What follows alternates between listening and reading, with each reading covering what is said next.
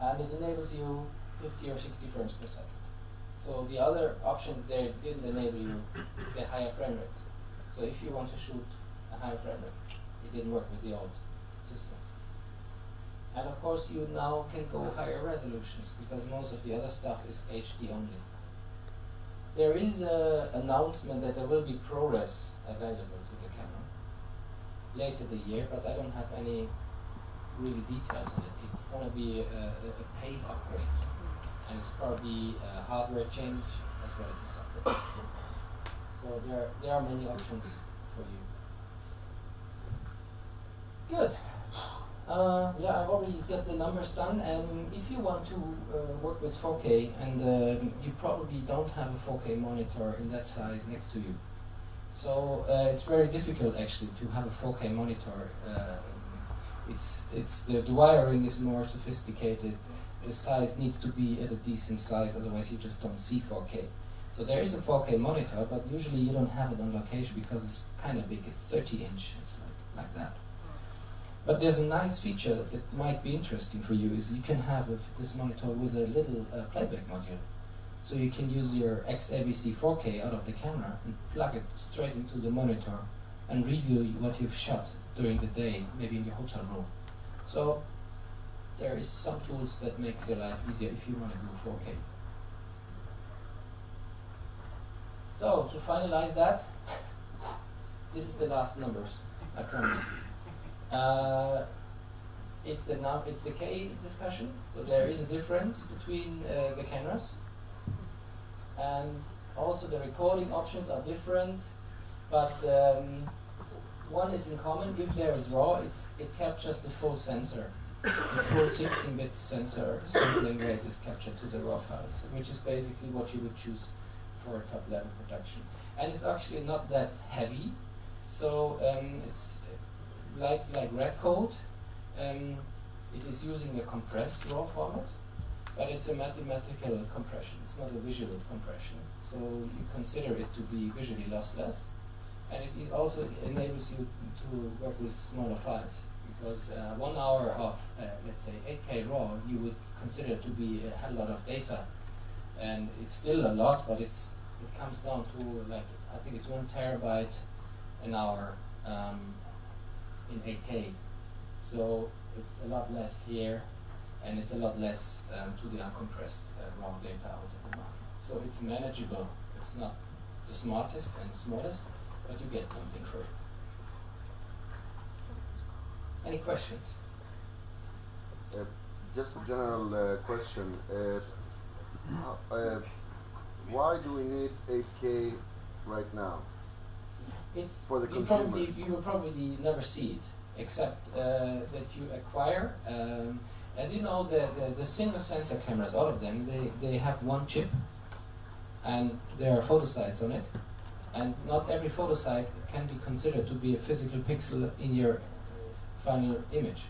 So if you want to do true 4K for red, green, and blue, you need more pixels on the sensor than 4000. So that's the approach of having more pixels there. Why it's 8K?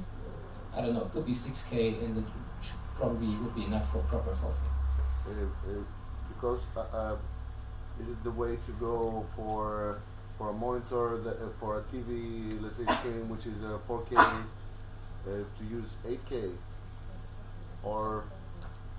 Well, there's some. Let's say it's a future-proof investment. There are discussions of going even on the television side to even higher resolutions. I personally don't think it's going to happen very soon, but there is a physical demand on higher resolutions for many applications. I think for you, this camera might be interesting for visual effects work, because they love the extra pixels, and they maybe do reframing, they do better keys, there's a lot of reasons maybe for that. But also, if you go for a 4K DCP and you screen it on a big screen, try it yourself. You're going to see a difference between a camera that has oversampled information in the first place, and then you shrink it to a proper 4K. But even if you take a 4K RAW camera and shrink it to a 2K, you see that this is a physical definition and not a weird sharpness. You know what I mean? it's not like I want to tell you have to do it. It's just I think it's an investment to the future.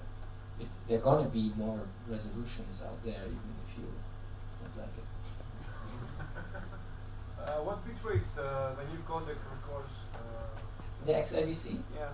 I can give you one number. Is the maximum bitrate in 4K? 4K 60p is about 600 megabits per second. So let's say 4K 25p is around 100 megabit, I guess. I need to check the slide if you want. I can have a look at you for later. What is the picture quality? You mentioned when you shoot in 2Ks, you have either a full sensor or cropped sensor. Yes. What is the picture quality if you compare it?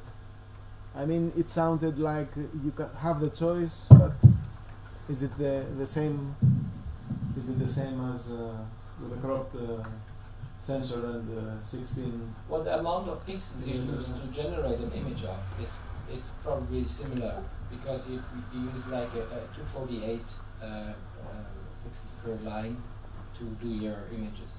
And if you use them on the full center width, or you just use them in a row in the center, it doesn't change, let's say, the resolution that gets out of it.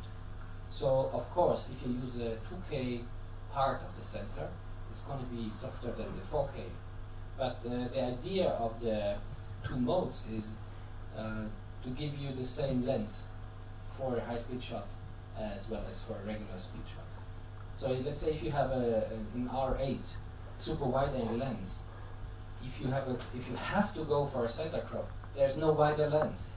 So you can't do the same shot at a higher frame rate, because there's no wider lens that could cover the center crop. I think that's a creative decision to enable it for you, so you don't have to think. Yeah, but this means that you get all the information from the full sensor, and then you have to downsize it electronically, or yeah. But actually, I tried to get an answer on that question from the Sony guys. Mm-hmm. They don't really tell me the secret. I give you my impression, okay? Yeah, but so if you make a test, is there a test that you can compare and see what is the result? Actually, we brought the DCP of the 240 frames raw, but it don't play. So there's something wrong with the file. I would love to have shown it to you on that screen. But you've seen it? No, I haven't seen it. You haven't? No, I you know have about it, but I haven't seen it. It's there, and I promised to show, but we had some issues with the disk. I'm really sorry. We show you other stuff, but I don't have an example for that. But again, we have the cameras here. You can have a look, and there's also, I'll show you later. There's information available from the Sony Training Center now. You can sign off. There's cards here and stuff.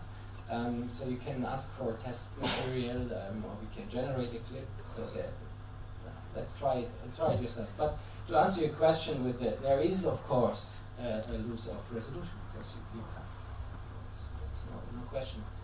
Even on the F65, if you go 120 frames, it's not the 8K pixels anymore. It's the same story. They have to reduce pixels, and as far as I know, it's mainly a vertical resolution in pixels. Because if you think about the Bayer pattern, you can't just skip pixels, otherwise you lose the way you generate colors.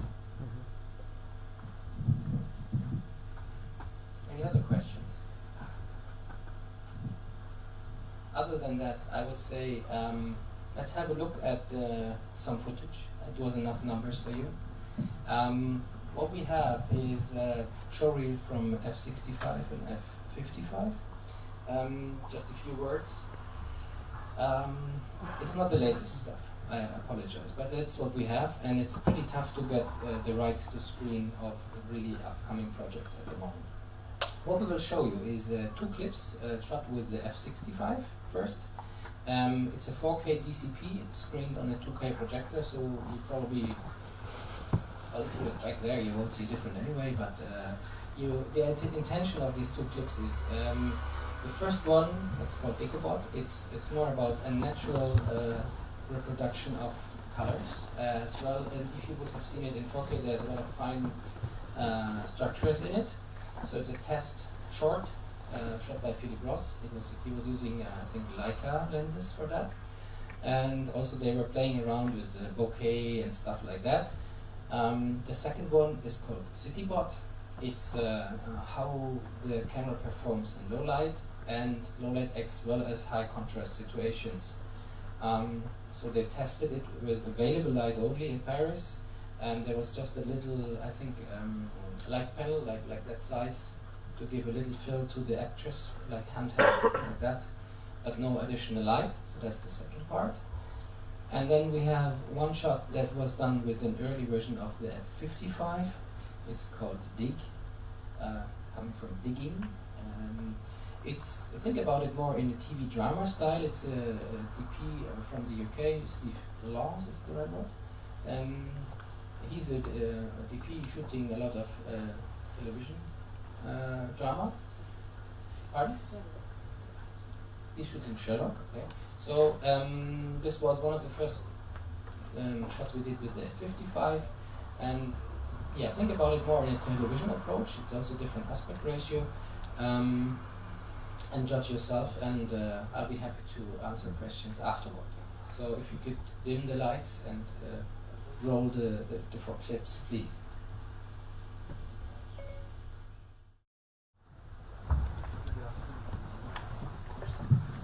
The images were great, but it would be very nice to show on screen the settings and even the lenses or the aperture. Because I mean, the result was great, but there is a combination of parameters that it would be nice to know. That's all.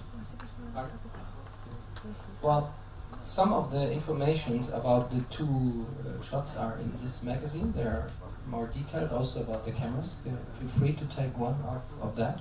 It gives you additional information. To be honest, I wasn't on these shots anymore. So to be fair, I can't get into too many details. But of course, on the available light shots, you were talking about the night shot, the second one. I mean, the Leica Zumilux C lenses, they go up to 1.4, so I would pretty assume it was shot on a 1.4. And there was 800 ISO, no additional gain applied to it on the F65. That's what I know from my conversation with Philip. And the grading was done in Digimage, so there was no secret sauce applied to it. Actually, they shot raw, they developed it, and did their creative approach to it. But there's, except this little fill light, it was available light. You could actually see that on the street lights as well on the flashlight she was wearing. That it was super bright. I mean, it was not a dimmed down light or something like that. So unfortunately, I don't have much further details. We might check if there's maybe some written information about that. Anything else you'd like to know? I know it's been a lot of numbers.